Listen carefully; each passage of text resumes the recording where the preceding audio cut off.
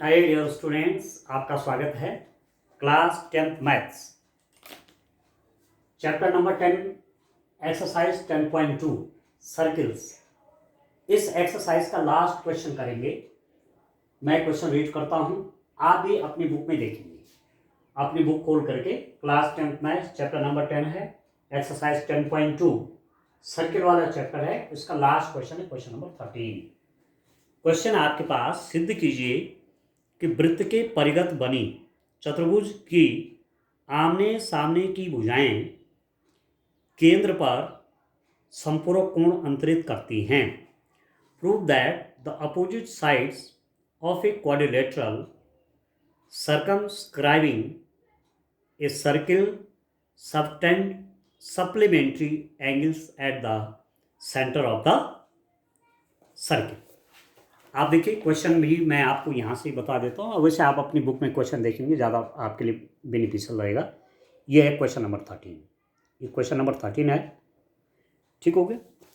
English में भी आप देख लीजिए, इंग्लिश मीडियम के स्टूडेंट्स के लिए ये आपका क्वेश्चन नंबर 13 है। Prove that the opposite side of a quadrilateral circumscribing a circle subtend supplementary angles at the centre of the circle. ठीक हो गया, ये आपका क्वेश्चन है। चलिए, सिद्ध कीजिए कि वृत्त के परिगत बनी चतुर्भुज की आमने सामने की भुजाएं केंद्र पर संपूरक कोण अंतरित करते हैं। बड़ा इंटरेस्टिंग क्वेश्चन है डियर स्टूडेंट। क्या करते हैं, आप देखिए, इसको मैं यहां ज्वाइन कर लेता हूं, इसका डायगोनल आप देखिए, और इसको मैं यहां ज्वाइन कर लेता हूं कि जहां पर मिलेंगे ये सेंटर हो गया सर्किल का। ठीक हो गया, this is the centre of circle. ठीक है, बड़ा इंटरेस्टिंग क्वेश्चन है, समझिए। एक सर्किल के बाहर एक कोई क्वाड्रिलेटरल है, ठीक हो गया, और क्वाड्रिलेटरल के अपोजिट साइड जैसे ये और ये सेंटर पे एंगल बना रहे हैं। जैसे ये वाली साइड सेंटर पे ये वाला एंगल बना रही है, और ये वाला साइड सेंटर पर ये वाला एंगल बना रही है। ये वाली साइड सेंटर पर ये एंगल बन रहा है, और इस वाली साइड द्वारा सेंटर पर ये वाला एंगल बन रहा है। ठीक हो गया। आपको प्रूफ करना है कि इस साइड और इस साइड ने जो सेंटर पर एंगल बनाया, इस साइड ने ये वाला एंगल बनाया, इस साइड ने ये वाला एंगल बनाया। ठीक हो गया। तो ये दो एंगल क्या है, सप्लीमेंट्री हैं। ये संपूरक कोण है। संपूरक कोण मतलब sum of this angle and this angle is 180 degrees. ठीक है, संपूरक कोण, इस कोण और इस कोण का योगफल 180 डिग्रीज होगा। ये एंगल और ये एंगल क्या है, सप्लीमेंट्री। सप्लीमेंट्री मतलब टू एंगल है आपके पास, एक एंगल आपके का ए है, दूसरा एंगल बी है। यदि इन दो एंगल का सम 180 डिग्रीज होता है तो ये एंगल कहलाते हैं सप्लीमेंट्री एंगल। ठीक हो गया। संपूरक कोण, यदि दो कोणों का योगफल 180 डिग्रीज हो तो वो कोण क्या कहलाते हैं, संपूरक कोण कहलाते हैं। जैसे यहां पर ए और बी क्या है, संपूरक है। The sum of these two angles is 180 degrees, so angle A and angle B are supplementary angle। और यदि दो एंगल का सम मैं कहूं angle C plus angle D 90 degree है, दो एंगल का सम यदि 90 डिग्रीज है तो ये कहलाते हैं कोटिपूरक कोण है। ठीक है, ये होते हैं complementary angles. C and D are complementary angles क्योंकि इन दो का सम 90 डिग्रीज है। सी और डी कोटिपूरक कोण हुए क्योंकि इनका सम कितना 90 डिग्रीज है। ठीक है, तो इस साइड ने सेंटर पर ये एंगल बनाया, इस साइड ने सेंटर पर ये एंगल बनाया। हमको प्रूफ करना है कि इसका सम 180 है, इस सप्लीमेंट्री है। इस साइड ने सेंटर पर ये एंगल बनाया, इस साइड ने सेंटर पर ये एंगल बनाया। हमको शो करना है कि ये एंगल प्लस ये एंगल ये भी 180 है। This angle plus this angle, ये एंगल और ये एंगल क्या है, संपूरक कोण है। ठीक है, this angle and this angle are supplementary angle, this angle and this angle are supplementary angle. ये आपको लाना है प्रूफ करके। ठीक है डियर स्टूडेंट, अब आप देखिए क्या कर देता हूं मैं, मैं लिख लेता हूं इसको P, इसको Q, इसको R, इसको S। ये टेंजेंट है एक्चुअली पॉइंट Q पर। ये AB जो साइड है क्वाड्रिलेटरल की, इस सर्किल को पॉइंट Q पर टच कर रही है, और ये जो साइड है BC इस सर्किल को R पॉइंट पर टच कर रही है। ये जो पॉइंट है यहां पर S, ठीक है, ये जो साइड है CD इस सर्किल को S पॉइंट पर टच कर रही है, और ये जो साइड है इस सर्किल को P पॉइंट पर टच कर रही है। ठीक हो गया। अब मैं क्या कर रहा हूं, मैंने इसको यहां से यहां ज्वाइन किया, ये इसको मैंने यहां से ज्वाइन कराया, इसको मैंने यहां ज्वाइन कराया। ठीक हो गया। इसको मैंने यहां से यहां ज्वाइन करा, ये पॉइंट वो है, ठीक है, यहां पर पॉइंट वो है, ये वाला, ठीक है डियर स्टूडेंट। तो अब आप देख रहे होंगे यहां पर ये रेडियस है, ठीक है, OP इज रेडियस, और ये टेंजेंट है, तो यहां पर 90 डिग्री एंगल बनेगा, स्वाभाविक यहां पर 90 डिग्री एंगल बनेगा, यहां पर भी 90 डिग्री एंगल बनेगा, ये रेडियस और ये टेंजेंट है। यहां पर भी 90 डिग्री एंगल बनेगा, ये टेंजेंट है, ये रेडियस है, ठीक है।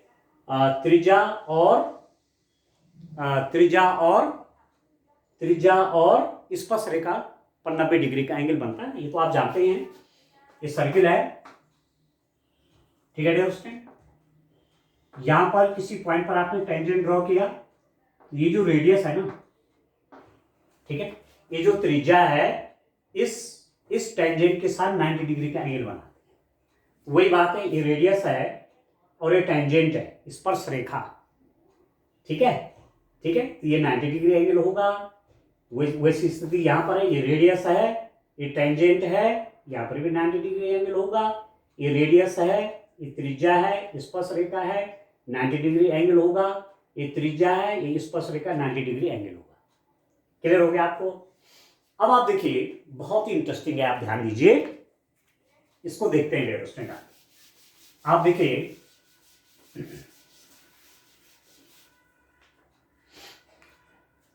मैं इस वाले ट्रायंगल को देखता हूं, यहां पर आप देखिए, इस ट्रायंगल को मैं ले लेता हूं, ये वाला एंगल मैं ए ले लेता हूं, ये वाला एंगल मैं बी ले लेता हूं, इस एंगल को मैं सी कह देता हूं, ये एंगल मेरा डी है, ये ई है, ये एफ है, ये जी है, ये एच है। ये वाला कोण ए है, ये बी है, ये सी है, ये डी है, ये ई है, ये एफ है, ये जी है, ये एच है। मैंने मान ली, मैंने कंसिडर कर ली। ठीक हो गया। अब आप देखिए, ए बी सी डी वृत्त ओ के परिगत एक चतुर्भुज है।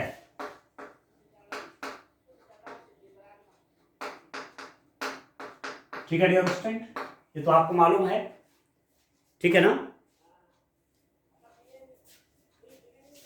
ए B C D is a quadrilateral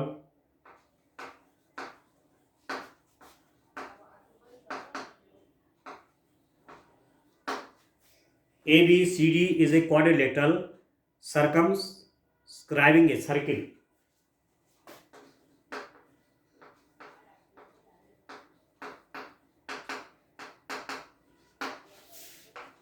ठीक है डियर स्टूडेंट, प्रूफ करना है, सिद्ध करना है। क्या प्रूफ करना है? we have to prove क्या सिद्ध करना है? This plus this angle plus this angle is equal to 180। आपको प्रूव करना है angle AOB plus angle COD is equal to 180 degrees.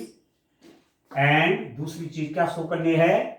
Angle DOA plus angle COB is equal to 180 degrees.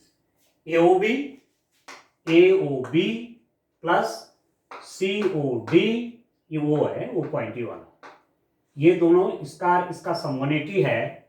और DOA, ये वाला एंगल प्लस COB, ये वाला angle ये भी मिला करके 180 डिग्री है। ठीक है डियर स्टूडेंट, ये हमको लाना है तो ऊपर के। अब आप देखिए, ध्यान कीजिए आप, यदि मैं इन दो ट्रायंगल को लूंगा तो ये कॉन्ग्रुएंट ट्रायंगल है। देखिए इन ट्रायंगल, अब इसका प्रूव करते हैं, सॉल्यूशन करते हैं। इन ट्रायंगल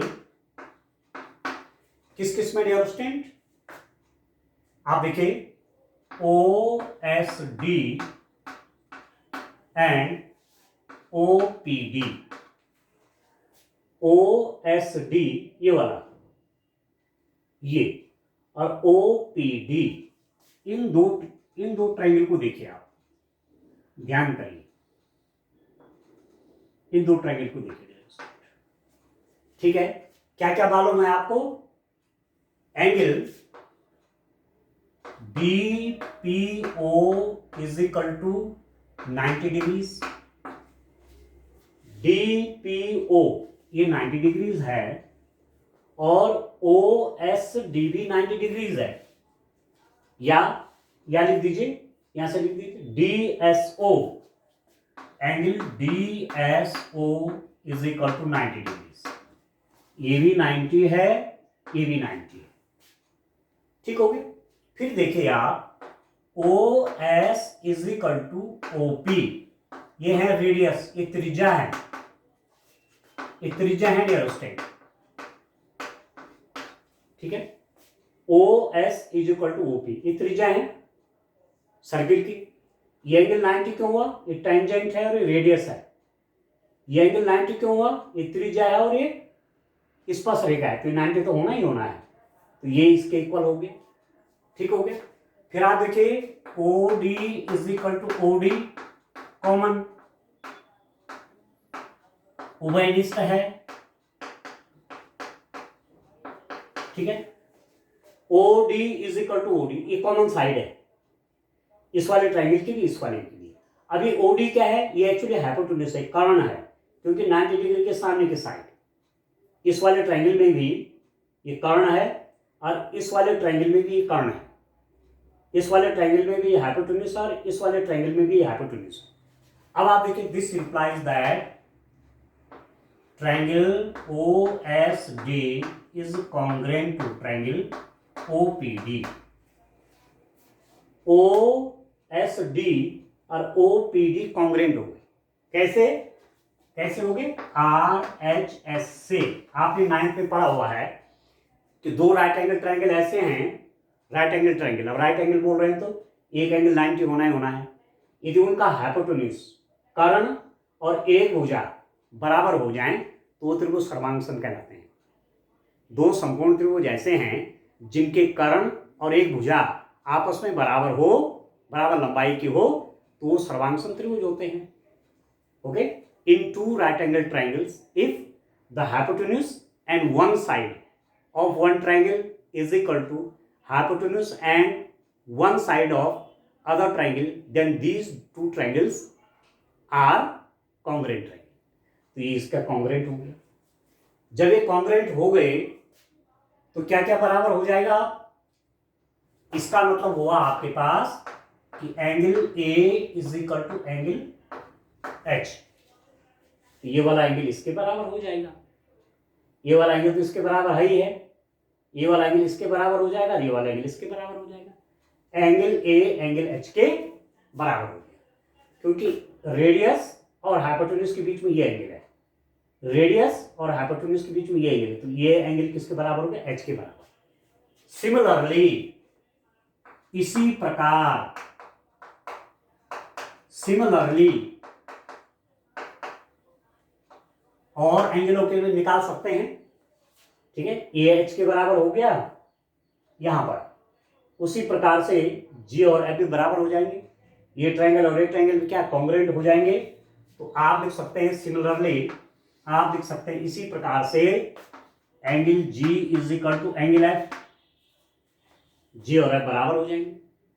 ये ट्रायंगल और ये ट्रायंगल भी क्या हो जाएंगे? कॉन्ग्रुएंट हैं, ये कॉन्ग्रुएंट हो जाएंगे, ये वाला ट्रायंगल और ये वाला ट्राइंगल, तो ये एंगल इसके बराबर हो जाएगा, angle D is equal to angle E, और ये वाला ट्राइंगल और ये वाला ट्राइंगल भी कॉन्ग्रुएंट हो जाएंगे, तो this angle is equal to this angle, angle B is equal to angle C. ठीक हो गया? इसको मैं ये लिख देता हूं, angle A is equal to angle H. ठीक हो गया? अब चलिए आगे बढ़ते हैं, इस पर और आगे की तरफ काम करते हैं। हमको मालूम हो गया कि ये एंगल इसके इक्वल है, ठीक हो गया, ये वाला एंगल इसके इक्वल है, ये वाला एंगल इसके इक्वल है, ये वाला एंगल इसके इक्वल है। ठीक है डियर स्टूडेंट?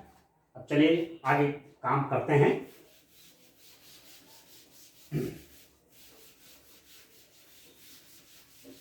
मेरे पास यदि मैं इन सारे एंगल का सम कर दूं, मैं किस किस का सम कर दूं, angle A plus angle B plus angle C plus angle D plus angle E plus angle G, sorry angle E plus angle F plus angle G plus angle H, A plus B plus C plus D plus E plus F plus G plus H, A plus B plus C plus D plus E plus F plus G plus H.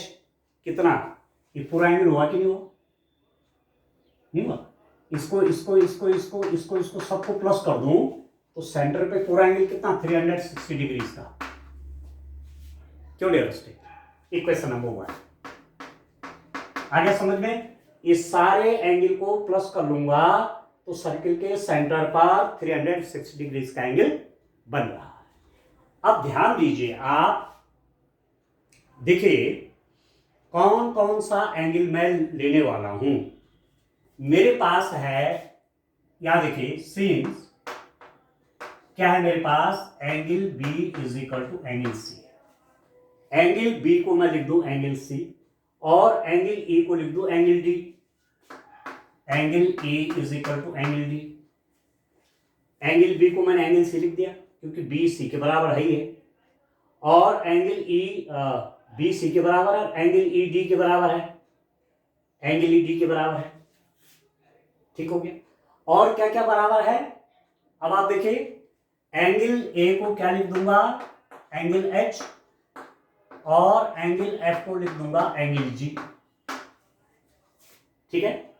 F is equal to जी भी है और ए भी H के बराबर है। ठीक है ना? ठीक है डियर स्टूडेंट? ये वाला एंगल इसके बराबर है, ये वाला इसके बराबर है, ये वाला इसके बराबर, ये वाला इसके बराबर, ये सब है। ठीक हो? Now this is equal to, अब मैं चेंज कर लेता हूं, एंगल ए को लिख रहा हूं एच, तो जहां एंगल है उसको एच कर लेता हूं यहां पर, फ्रॉम इक्वेशन 1 समीकरण 1 से, जहां पर एंगल है उसको एंगल एच लिख देता हूं, बी को लिख देता हूं सी, बी को लिख देता हूं plus angle C, plus angle C को ऐसे रहने देता हूं, डी को भी ऐसे रहने देता हूं,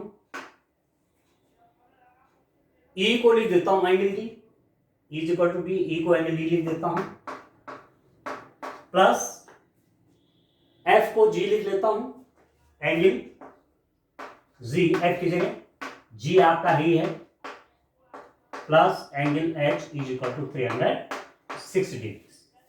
अब देखो H plus H 2h, C plus C 2c, D plus D 2d, G plus G 2g। ठीक है? तो यहां पर हो जाएगा, this implies that 2h plus 2 angle C. ठीक है डियर स्टूडेंट? एच और एच को मैंने प्लस कर दिया, 2h हो गया, सी और सी को प्लस कर दिया, 2 एंगल सी हो गए, डी और डी को प्लस कर दिया, 2 एंगल डी, प्लस जे और जी को प्लस कर दिया, 2 angle G is equal to 360 degree. पूरी इक्वेशन में आप 2 से डिवाइड कर लीजिए, 2 से भाग करूंगा तो 2 कट जाएगा, 2 कट जाएगा, 2 कट जाएगा, 2 कट जाएगा, तो ये बन जाएगा angle H plus angle C plus angle D plus angle G is equal to 180 degree. अब मैं पेयर ले लेता हूं, एच और जी को एक साथ लिख लेता हूं, एच और जी को एक साथ लिख लेता हूं। कैसे लिख दूंगा मैं इसको, एंगल एच प्लस एंगल जी, एच और जी को एक साथ लिख दिए और सी और डी को एक साथ लिख लो, 180 डिग्री। और एच और जी का मतलब क्या हुआ, एच और जी ये पूरा एंगल, ये पूरा एंगल हुआ एच प्लस जी, ये पूरा। इसका नाम क्या है, इसका नाम है डी ओ सी। तो angle D O C plus C plus D, C plus D मतलब ये। तो इसका नाम क्या है, इस वाले एंगल का नाम क्या है, angle A O B, 180 degree. Equation number 2। इस एंगल और इस एंगल का सम 180 आ गया। ये एंगल किसने बनाया है, ए बी साइड ने, ये एंगल किसने बनाया, बी सी साइड ने। तो इसने जो एंगल सेंटर पे बनाया, इसने जो एंगल सेंटर पे बनाया, इन दो एंगल का सम कितना हो गया, 180। इसका मतलब ये क्या हो गए, सप्लीमेंट्री हो गए। इसका मतलब हुआ angle DOC and angle AOB are supplementary. Angle A DOC व एंगल एओबी संपूरक कोण है। ठीक है, ये और ये तो संपूरक हो गए। ठीक है, और आगे देखिए डियर स्टूडेंट, फिर आप देखिए इसी को मैं इक्वेशन 1 को ही मैं चेंज कर देता हूं। देखिए फिर इक्वेशन 1 से देखिए आप, यहां पर मैं इसी इक्वेशन 1 को थोड़ा सा और चेंजेस करता हूं। इसमें किस रूप में लिख दूंगा, मैं एंगल ए जो आपका है ना, मेरे पास एंगल ए एच के बराबर था ना, तो अब मैं एच को लिख देता हूं ए को मैं रहने देता हूं, और जो मेरे पास जहां पर एच है उसको मैं लिख देता हूं ए। तो angle A plus angle B को मैं क्या लिख रहा हूं, एंगल बी को भी मैं क्या लिख रहा हूं डियर स्टूडेंट, एंगल बी को मैं वैसे रहने देता हूं एंगल बी। ठीक, एंगल सी को क्या लिख रहा हूं, एंगल सी को मैं बी के बराबर लिख दूंगा, क्योंकि एंगल सी बी के बराबर है ना, तो एंगल सी की जगह एंगल बी लिख देता हूं। ठीक है, प्लस एंगल डी को क्या लिख देता हूं, एंगल डी को मैं ई के बराबर लिख देता हूं, जहां पर डी है वहां पर एंगल ई कर लेता हूं, एंगल ई को ऐसे रहने देता हूं। एंगल एफ को मैं एंगल एफ ही रहने देता हूं, प्लस एंगल जी को भी मैं एफ के बराबर लिख देता हूं, जी एंगल आपके एफ के बराबर है, प्लस एंगल एच को मैं ए के बराबर लिख देता हूं, एंगल ए एच के बराबर है तो एच को मैं ए के बराबर लिख देता हूं, plus angle A is equal to 360 degree. अब आप देखो angle A 2 angle A, angle B 2 angle B, angle E 2 angle E, angle F 2 angle F is equal to 360 degree. पूरी इक्वेशन में 2 से आप डिवाइड करिए, ये बन जाएगा angle A plus angle B plus angle E plus angle F is equal to 360 degree हो गया। ठीक है, angle A plus angle B plus angle E plus angle F. अब ए और बी मिला के इन दो को मैं एक साथ लिख लूं और ए और एफ को मैं एक साथ लिख लूं, तो ए और बी क्या हुआ, ये दो एंगल का sum. Angle A plus angle B का नाम क्या है, DOA या AOD। This implies that angle AOD plus angle E plus F, angle E plus F, इन दोनों का सम क्या हो जाएगा, BOC इज इक्वल टू, ये 180 होना था। ठीक है, 180 डिग्री। 2 से डिवाइड किया ना, 2 से सबसे डिवाइड हो गया। लेफ्ट हैंड साइड में 2 से डिवाइड होगा, राइट हैंड साइड में 2 से डिवाइड होगा, 180 हो गया। ए और B, A plus B, angle A plus B को क्या लिख दिया, AOD, angle E plus F को क्या लिख दिया, BOC। तो ये हो गया 180 डिग्री। अब 2 एंगल का सम 180 है, इसका मतलब क्या हुआ डियर स्टूडेंट, इसका मतलब आपके पास हो गया दिस इंप्लाइज दैट, क्या रिजल्ट निकला आप देखिए,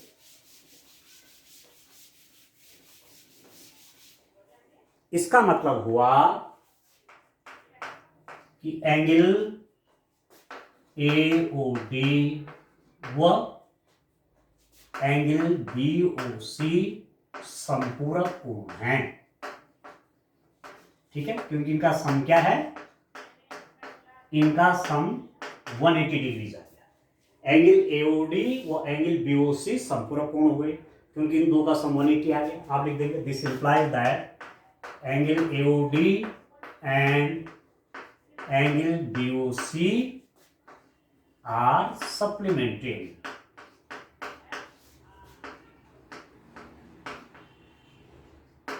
ठीक है डियर स्टूडेंट, ठीक है डियर स्टूडेंट। तो क्या आ गया आपके पास कि ये एंगल और ये एंगल सप्लीमेंट्री है, और पहले ये भी निकाल देते हैं, ये एंगल और ये एंगल सप्लीमेंट्री है। ठीक है, तो इस साइड का अपोजिट साइड ये है, इस साइड ने सेंटर पर ये वाला एंगल बनाया, इस साइड ने सेंटर पर ये वाला एंगल बनाया। हमने प्रूव कर दिया कि इन दो एंगल, ये दो एंगल क्या है, सप्लीमेंट्री हैं। इस साइड ने सेंटर पर ये वाला एंगल बनाया, इस साइड ने सेंटर पर ये वाला एंगल बनाया, ये दोनों एंगल क्या निकल गए, सप्लीमेंट्री निकल गए, संपूर्ण निकल गए। तो ये तो आपको प्रूफ करना था।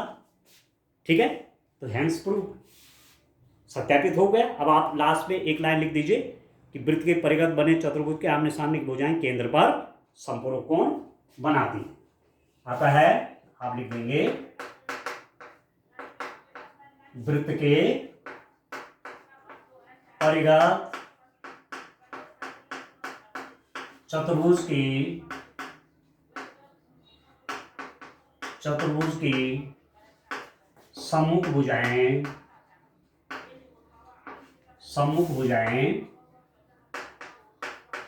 केंद्र पर संपूरक कोण बनाती, केंद्र पर संपूरक कोण बनाती है।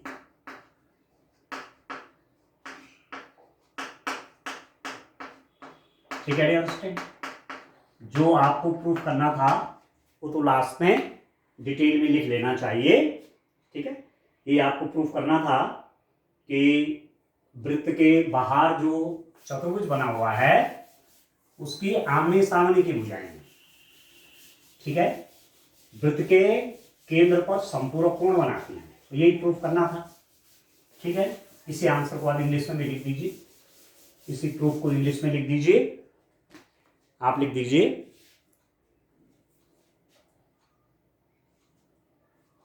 quadrilateral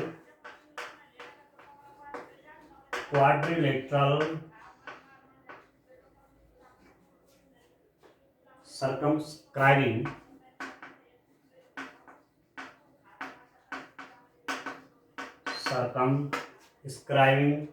a circle subtend opposite sides of, ऐसा लिख दीजिए opposite sides of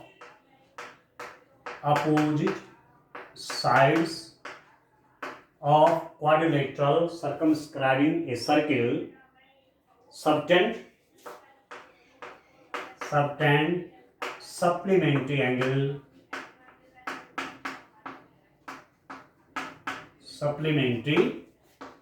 angles at center।